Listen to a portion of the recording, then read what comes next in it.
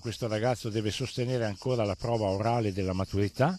La commissione si recherà in ospedale per eseguire la prova orale. Essersi scoperto contagiato dalla tubercolosi mentre sta sostenendo l'esame di maturità non è l'unica particolarità del nuovo caso di contagio accertato nella Marca, questa volta su un ragazzo di 20 anni.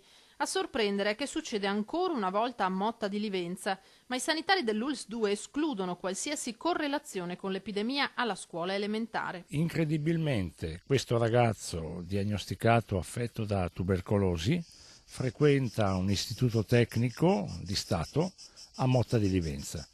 Motta di Livenza che, come sappiamo, è stata interessata da questa importante, epidemia che ha coinvolto però una scuola elementare.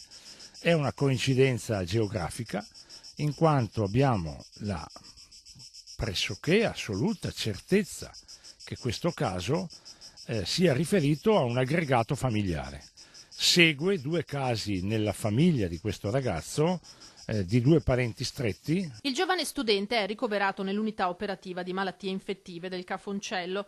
Al momento del ricovero lo studente presentava un quadro clinico abbastanza impegnativo, da cui gli accertamenti che verranno eseguiti su compagni di classe e insegnanti martedì, con lettura venerdì. Come sempre, come di regola, tutti i compagni di classe e gli insegnanti della classe frequentata da questo ragazzo saranno sottoposti a test Mantoux e ad eventuali altri approfondimenti. Non ci aspettiamo grandi cose a seguire, perché fortunatamente l'infettività di questo ragazzo, attestata dalla biologia molecolare e dagli esami laboratoristici, è bassa. Il ragazzo è ricoverato in ospedale, non sta benissimo, ma guarirà.